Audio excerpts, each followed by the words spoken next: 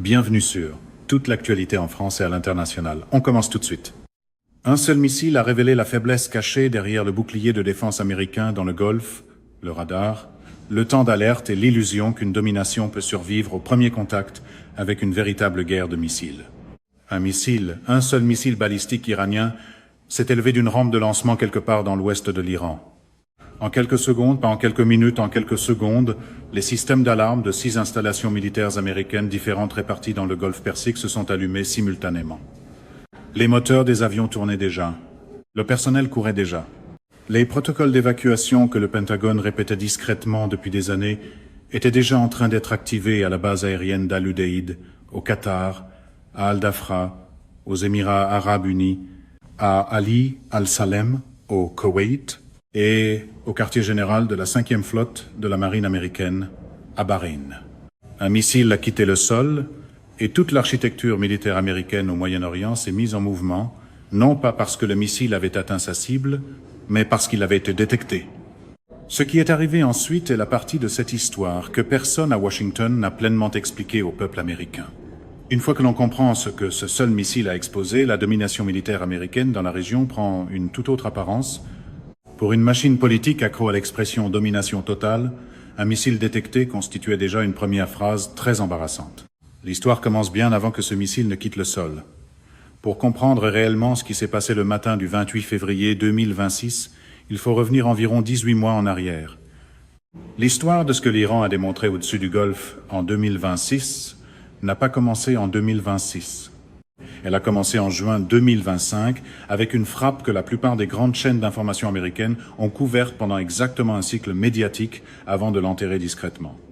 Le 23 juin 2025, l'Iran a lancé une salve de missiles balistiques contre la base aérienne d'Al-Udeid au Qatar, la plus grande installation militaire américaine de tout le Moyen-Orient.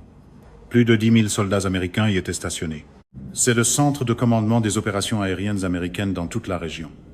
L'Iran l'a frappé, non pas avec des drones, non pas avec une arme improvisée, mais avec des missiles balistiques tirés directement depuis le territoire iranien. L'un de ces missiles a frappé le dôme radar de la base, une structure géodésique abritant un terminal sécurisé de communication par satellite qui avait coûté 15 millions de dollars aux États-Unis et nécessité des années de construction. Il avait disparu, frappé sur le sol américain au Qatar. Le détail que presque personne n'a abordé dans la couverture qui a suivi, c'est que l'Iran avait prévenu les États-Unis à l'avance. L'Iran avait donné un avertissement à Washington avant que les missiles ne soient lancés, tout comme il l'avait fait en 2020 après la mort du général Qasem Soleimani. L'Iran envoyait un message, pas seulement un missile. Le message était simple. Nous pouvons vous frapper quand nous le décidons. Pour l'instant, nous choisissons de faire preuve de retenue. Prenez bien la mesure de ce dont nous sommes capables. Washington n'a pas écouté assez attentivement. 18 mois plus tard, l'Iran a cessé de se retenir. Lorsque les États-Unis et Israël ont lancé l'opération Epic Fury le 28 février 2026, une attaque aérienne massive et coordonnée visant les infrastructures nucléaires de l'Iran, ses installations de production de missiles balistiques et ses moyens navals, la réponse iranienne est arrivée en quelques heures. L'Iran a donné à sa contre-offensive le nom de code opération True Promise 4. Contrairement à 2025, l'Iran n'envoyait pas un avertissement cette fois. L'Iran envoyait tout ce qu'il avait. Apparemment, les avertissements ne sont pris au sérieux à Washington que lorsqu'ils tiennent proprement dans un slogan de campagne. Dans les 36 premières heures du conflit, quelque chose s'est produit qui n'était jamais arrivé auparavant dans l'histoire du Moyen-Orient. Chaque État du Conseil de coopération du Golfe, Bahreïn, le Koweït, le Qatar, l'Arabie saoudite, les Émirats arabes unis ainsi que la Jordanie a été ciblé simultanément par l'Iran. Tous, en moins de 24 heures. Un chercheur du Centre d'études du Golfe de l'Université du Qatar l'a immédiatement décrit comme le scénario cauchemar que les gouvernements du Golfe redoutaient depuis des décennies. Le cauchemar était arrivé. Au niveau du terrain, la chronologie de ces premières heures était très différente de la façon dont les médias l'ont présentée. Au moment où l'Iran a lancé ses premiers missiles balistiques et ses premiers drones vers les bases américaines le 28 février, la réaction dans ces bases n'a pas été calme et coordonnée. Ce fut l'activation de protocoles d'urgence à une vitesse et à une échelle auxquelles les planificateurs militaires américains s'étaient théoriquement préparés, mais qu'ils n'avaient jamais réellement exécutés en conditions de combat réel. Des avions ont été dispersés depuis Al-Udeid. Le personnel d'Al-Dhafra, aux Émirats arabes unis, a reçu l'ordre de se diriger vers des abris renforcés, alors que des débris de missiles iraniens interceptés tombaient près de l'aéroport international Zayed, tuant un civil et en blessant 7.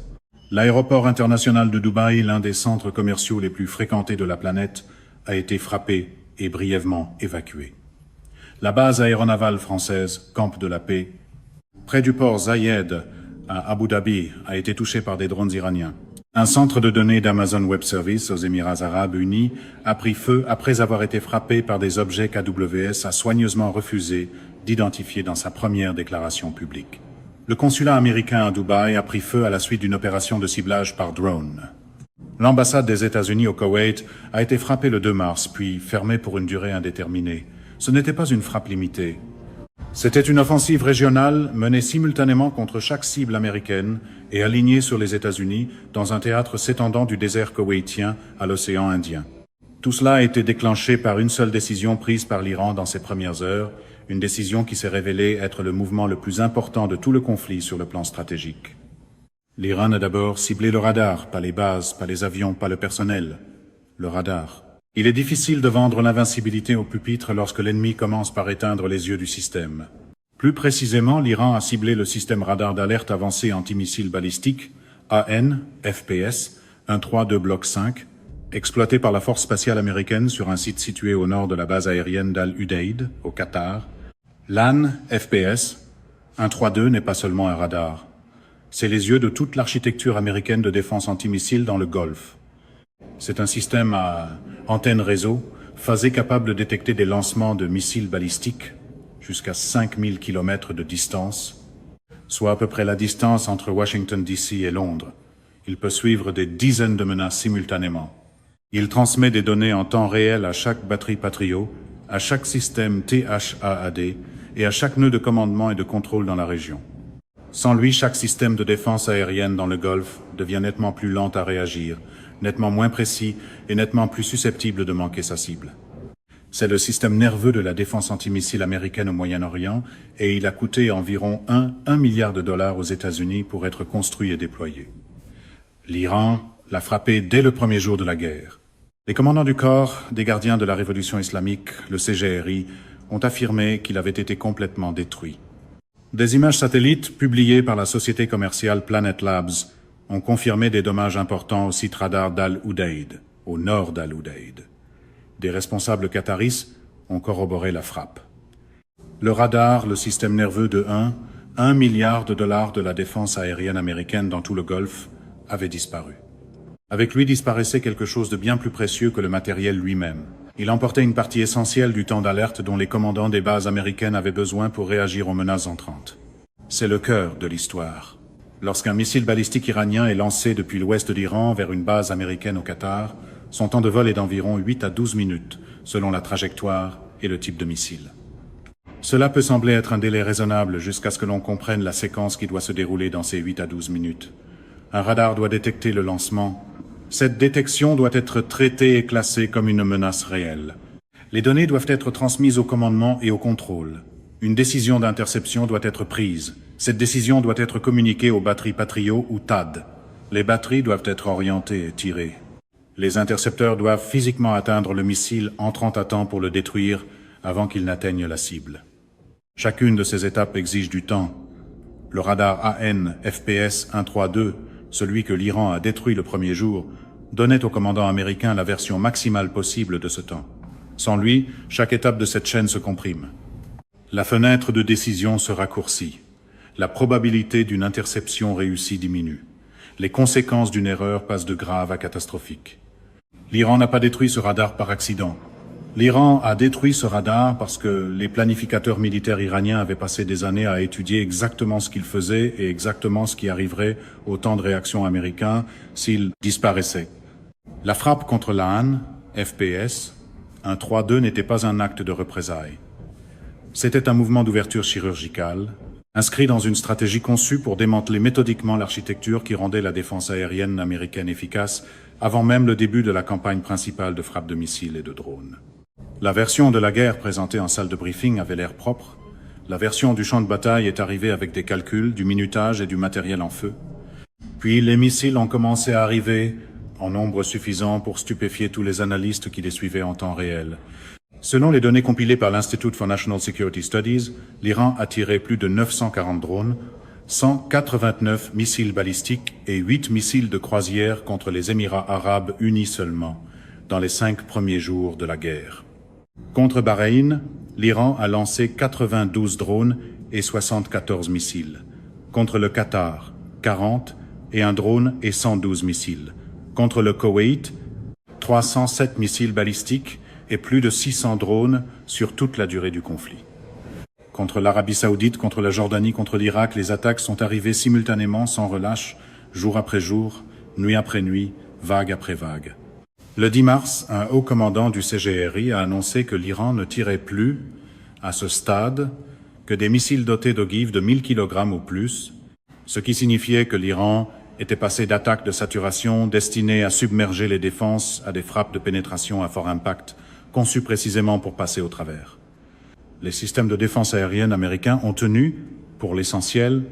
Les Émirats arabes unis ont intercepté et détruit 537 missiles balistiques, 2256 attaques de drones et 26 missiles de croisière au cours du conflit. Selon n'importe quel critère objectif, c'est une performance extraordinaire. Mais le mot « essentiellement » est celui qui est discrètement enterré dans ces statistiques d'interception impressionnantes, parce que les projectiles qui sont passés ont eu une importance énorme. Dans la logique télévisuelle à la Trump, essentiellement peut être gonflé jusqu'à devenir une victoire. Dans la défense antimissile, essentiellement laisse quand même un cratère. Des missiles iraniens ont frappé des installations pétrolières au port de Fujairah, provoquant des incendies visibles à des kilomètres. Une frappe iranienne a touché la Breaker Tower dans le quartier de Sif, à Bahreïn. Le quartier général de la 5e flotte américaine à Bahreïn a été frappé. La base aérienne de Rifa, à Bahreïn, a été touchée, et des images satellites ont confirmé que la batterie de défense aérienne Patriot à Rifa avait elle-même été détruite dans l'attaque. L'arme censée protéger la base avait été éliminée. La base aérienne d'Ali al-Salem au Koweït a été frappée. Ras Tanura, l'une des installations pétrolières les plus importantes au monde en Arabie Saoudite, a été ciblée. Un centre de données d'Amazon aux Émirats arabes unis, qui abrite des infrastructures infonuagiques commerciales essentielles pour toute la région, a pris feu à la suite d'une frappe qu'AWS a d'abord refusé de confirmer comme étant un missile. L'aéroport international de Dubaï, le deuxième aéroport international le plus fréquenté de la planète, a été fermé pour évacuation. Ce ne sont pas des notes de bas de page. Ce sont les frappes qui ont traversé un réseau de défense que les États-Unis avaient passé des décennies et dépensé des centaines de milliards de dollars à construire. Puis est arrivé le moment que même l'observateur le plus sceptique ne pouvait pas expliquer. Le jour même où le président américain Trump et le secrétaire à la défense Hegseth affirmaient publiquement que l'Amérique avait obtenu une domination aérienne totale sur l'Iran, que l'Iran n'avait plus de radar, plus de force aérienne, plus de capacité militaire fonctionnelle, un avion de chasse iranien F-5 Tiger a bombardé Camp Buehring, au Koweït. Déclarer l'ennemi terminé est plus facile quand les micros sont accueillants et que la piste est loin. Camp Buehring est une importante installation militaire américaine. Elle était protégée par un dispositif de défense aérienne multicouche comprenant des systèmes Patriot. Le F-5 Tiger est un avion dont le premier vol remonte à 1959. Il n'a aucune caractéristique furtive. Il n'a pas de contre-mesure électronique. Il n'est pas supersonique dans une configuration de combat réellement significative. Selon tous les critères standards de la guerre aérienne moderne, il aurait dû être détecté et détruit bien avant d'atteindre la base. Mais à Camp Buehring, des entrepôts de stockage ont été détruits. Des hangars ont été touchés. Des infrastructures de communication par satellite ont été endommagées. Des systèmes radars ont été frappés. Des dizaines d'aéronefs militaires figuraient parmi les cibles rapportées.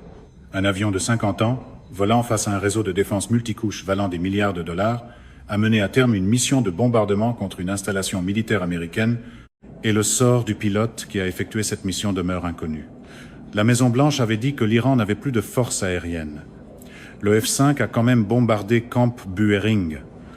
L'histoire dépasse le Golfe, parce que les implications de ce que l'Iran a démontré atteignent chaque recoin de la planification stratégique américaine. L'une des conséquences les plus importantes et les moins rapportées du conflit est ce qu'il a révélé sur la durabilité du stock américain de défense antimissile. Selon des analyses publiées dans les semaines suivant le début du conflit, l'armée américaine avait consommé près de la moitié de tout son inventaire national de missiles intercepteurs Patriot en environ 7 semaines de combat. Bahreïn, l'un des partenaires les plus proches de l'Amérique dans le Golfe, aurait dépensé jusqu'à 87% de son stock de missiles Patriot. Les Émirats arabes unis auraient épuisé environ 75%. Le Koweït, 75%. Le Qatar, 40%. Ce ne sont pas les rythmes de consommation d'un conflit prolongé sur plusieurs années. Ce sont les rythmes de consommation de 7 semaines. L'Iran avait compris cette arithmétique avant même le lancement du premier missile. La stratégie n'a jamais été de vaincre le système Patriot frontalement. La stratégie était de forcer le système Patriot à se vider lui-même, de drainer les intercepteurs coup par coup jusqu'à ce que les stocks atteignent zéro et que le ciel devienne ouvert. Un haut commandant du CGRI a confirmé publiquement que l'Iran était passé à des vagues d'attaques plus petites et plus fréquentes, précisément pour maintenir une pression constante sur les inventaires défensifs, forçant les défenseurs à rester en état d'alerte élevé et à continuer de brûler leurs intercepteurs plutôt que de lancer de spectaculaires barrages ponctuels pouvant être absorbés puis surmontés. Apparemment, le plus grand arsenal jamais construit doit quand même faire l'inventaire lorsque l'autre camp continue d'envoyer la facture.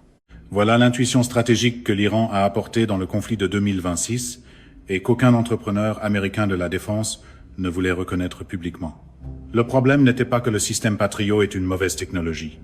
Le problème est que, dans un conflit soutenu de haute intensité contre un adversaire, prêt à encaisser les coups et à continuer d'attaquer, le calcul entre la vitesse à laquelle les intercepteurs sont consommés et la vitesse à laquelle ils peuvent être produits et réapprovisionnés ne favorise tout simplement pas le défenseur.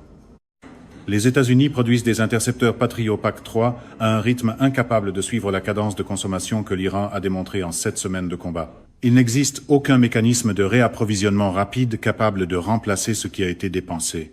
Chaque allié dans le Golfe, qui a brûlé les 3/4 de son stock de Patriot, se retrouve maintenant dans une position de vulnérabilité stratégique réelle, une fenêtre d'exposition qui pourrait durer des années pendant que la production rattrape son retard. Beijing observe tout cela avec la concentration d'un grand maître d'échecs étudiant une partie jouée par quelqu'un d'autre. Chaque leçon tactique démontrée par l'Iran dans le Golfe s'applique avec une force égale ou supérieure à un éventuel conflit dans le détroit de Taïwan. Cibler le radar d'abord, utiliser l'attrition pour drainer les stocks, exploiter l'asymétrie des coûts entre des attaquants peu coûteux et des défenseurs très chers, comprimer le temps d'alerte avant de passer à des frappes de pénétration. La Chine étudie la doctrine iranienne depuis des années et partage d'importantes relations de renseignement avec Téhéran. La vision d'un radar américain de 1 milliard de dollars détruit le premier jour d'un conflit, suivi de semaines de batteries Patriot vidées par l'attrition, puis de responsables américains affirmant publiquement une domination totale pendant que des avions iraniens bombardaient des bases américaines. Tout cela entre dans un dossier stratégique à Beijing marqué urgent et qui s'épaissit de semaine en semaine.